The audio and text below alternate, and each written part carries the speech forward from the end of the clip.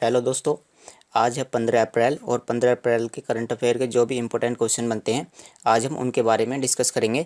इसकी पीडीएफ आपको Telegram channel city current affair पर मिल जाएगी। ये वीडियो रोज़ाना आपको सुबह 6 बजे मिल जाती है। तो चलिए पहला क्वेश्चन देखते हैं। अम्बेडकर जयंती निम्न में से किस दिन मनाई जाती है? तो अम्बेडकर जयंती 14 अप्रैल को मनाई जाती है। इस दिन डॉक्टर भीमराव अम्बेडकर का जन्म हुआ था। और ये जान लेते हैं कि इस बार जो जयंती मनाई जा रही है ये कौन सी है। तो ये जयंती है 130वीं और इस जयंती को हम भीम जयंती के नाम से भी जानते हैं। और यह हर साल 14 अप्रैल को मनाई जाती है और भारत सरकार ने इस साल यानी 2021 में 14 अप्रैल को सार्वजनिक अवकाश भी घोषित किया है। और सबसे पहले ये जो जयंती है ये 1928 में मनाई गई थी। कहाँ पर? पुणे में। भारतीय हॉकी और देश की सेना में महत्वपूर्ण योगदान देने वाले निम्न में से किस खिलाड़ी का 88 वर्ष की उम्र में निधन हो गया है? तो इन्होंने हॉकी के क्षेत्र में अपना महत्वपूर्ण योगदान दिया है। तो इनका नाम क्या है? इनका नाम है बलबीर सिंह जूनियर। बलबीर सिंह जूनियर का 88 वर्ष की उम्र में निधन हो गया है।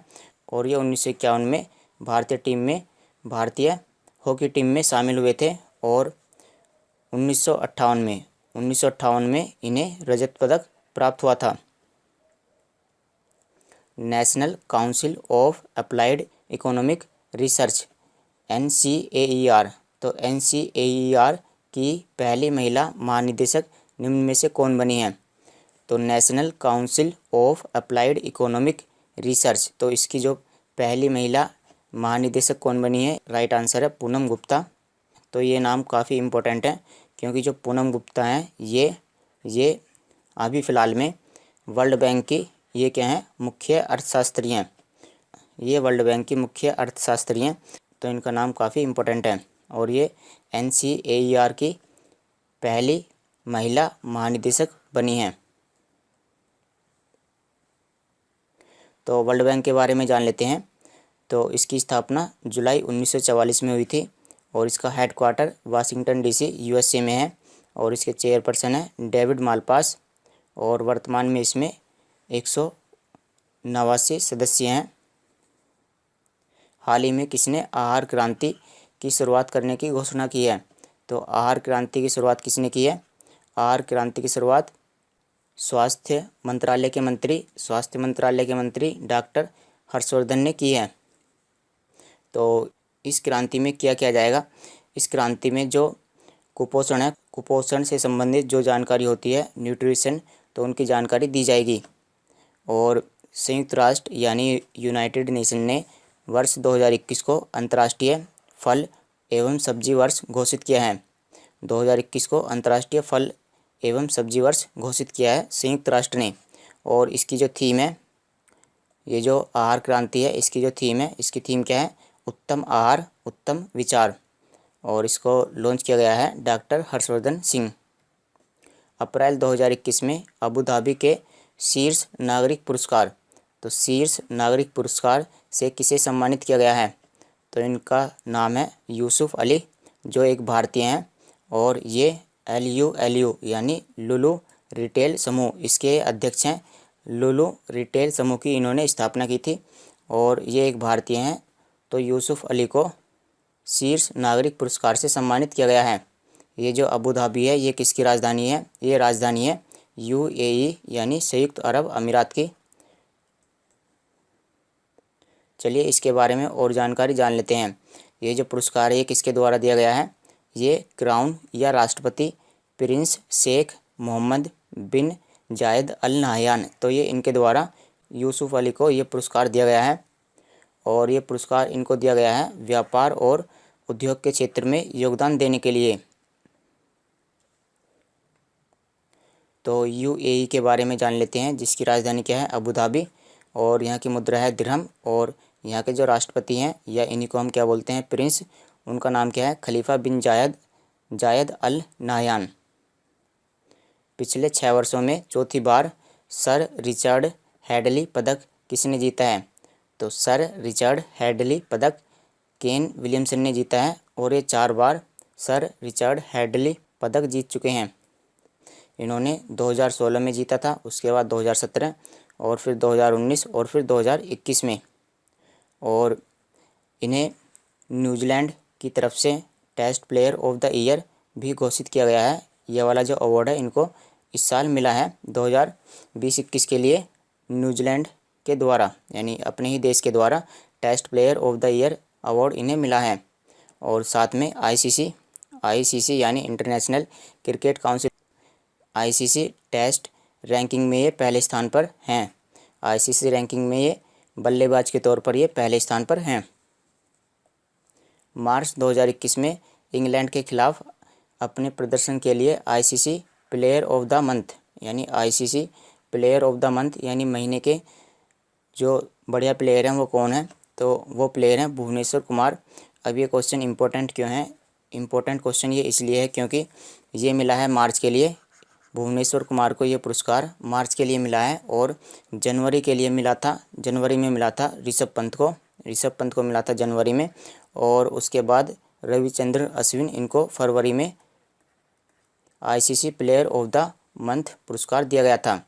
तो ये लगातार तीसरी बार ये पुरस्कार भारतीयों को मिला है और ये ऐसा पहली बार हुआ है, तो इसलिए ये क्वेश्चन इंपॉर्टेंट हो जाता है।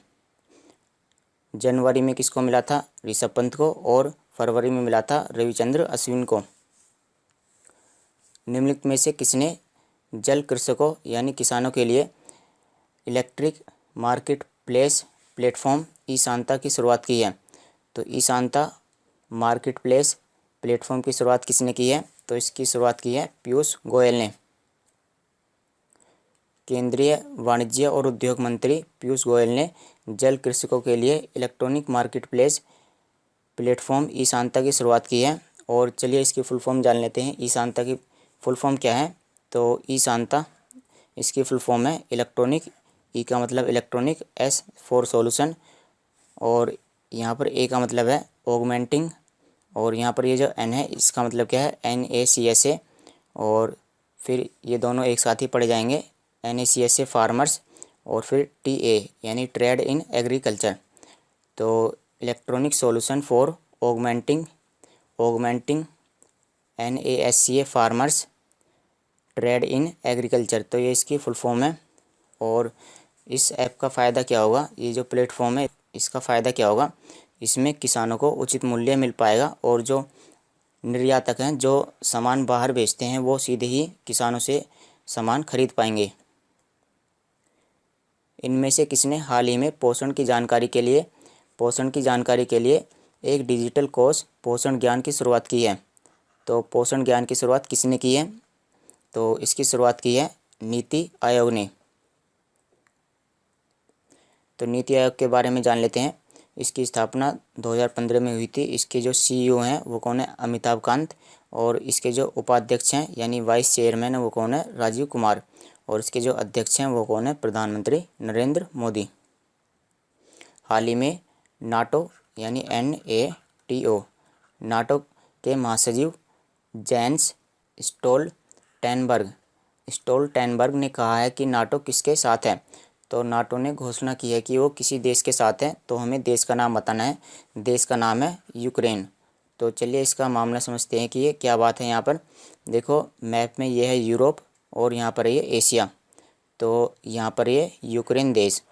तो यूक्रेन का एक प्रायद्वीप है जिस पर रसिया ने इस पर अधिकार कर लिया है। जैसे इसका जो यूक्रेन में एक जगह का नाम है क्रीमिया, तो क्रीमिया पर रूस ने अपना अधिकार कर लिया है, तो जिसकी वजह से यूक्रेन और रूस में आपस में झगड़ा चल रहा है। तो जो नाटो है, जो अंतर्राष्ट्रीय संगठन है, उसने ये घोषणा की है कि वह यूक्रेन के साथ है। और जो नाटो के महासचिव हैं उनका नाम क्या है? Jens Stoltenberg. रूस के द्वारा 2014 में यूक्रेन के क्रीमिया पर कब्जा कर लिया गया था और जिसकी वजह से इन दोनों के बीच में संघर्ष चल रहा है। DGFT trade facilitation mobile app किसके द्वारा लॉन्च किया गया है? तो ये है DGFT trade facilitation mobile app. ये किसके द्वारा लॉन्च किया गया है? तो ये पीयूष गोयल के द्वारा मोबाइल ऐप लॉन्च किया गया है। तो इसका राइट आंसर है पीयूष गोयल। और ये जो मोबाइल ऐप है ये किसके द्वारा बनाया गया है? ये मोबाइल ऐप टीसीएस यानी टाटा कंसल्टेंसी सर्विस, इसके द्वारा बनाया गया है। और ये जो ट्रेड यानी ये व्यापार से संबंधित ऐप है। और इसमें क्या किया जाएगा, इसमें जो व्यापार से संबंधित जो जानकारी है वो आसानी से मिल पाएगी। जो आयातक होते हैं या निर्यातक होते हैं उनकी जानकारी यहाँ पर मिल पाएगी, यानी एक्सपोर्ट और इम्पोर्टर जो होते हैं वो यहाँ पर आसानी से जानकारी ले सकते हैं। मिस्र की स्वेज नहर में फंसे शिप एवन गिवन, तो ये शिप का नाम है और ये स्वेज नहर में फंस गया है। पर स्थानीय अथॉरिटी ने हाल ही में कितने करोड़ रुपए से अधिक का जुर्माना लगाया है? तो इस जहाज़ पर जुर्माना लगाया गया है क्योंकि ये स्वेज नहर में फंस गया है। स्वेज नहर में इस तरह से फंस गया है तो जो यहाँ से व्यापार है उसमें बहुत ही ज़्यादा हानि हुई है। तो स्थानीय अथॉरिटी ने एवन गिवन पर 7500 करोड़ रुपए का जुर्माना लगाया है। देखिए यहाँ पर समझते हैं, जैसे यहाँ पर ये भूमध्य सागर मेडिटेरियन सी और दूसरा है ये लाल सागर या रेड सी। तो इन दोनों को यहाँ पर स्वेज नहर आपस में जोड़ती है, ये जो रेड कलर में है। तो इसी नहर में एवन गिवन जहाज़ फंस गया है जिसकी वजह से अंतर्राष्ट्रीय व्यापार में बहुत ही ज़्यादा क्षति आई है और स्थानीय अथॉरिटी ने इस पर 7500 करोड़ रुपए का जुर्माना लगा दिया है। तो यह जो जहाज़ है वो 6 दिनों तक इस नहर में फंसा रहा और जिसकी वजह से इस पर जुर्माना लगाया गया है। तो चलिए दोस्तों, आज की वीडियो में इतना ही। इसकी पीडीएफ आपको टेलीग्राम चैनल सीटी करंट अफेयर पर मिल जाएगी। Thanks for watching the video. कल मिलते हैं आपसे।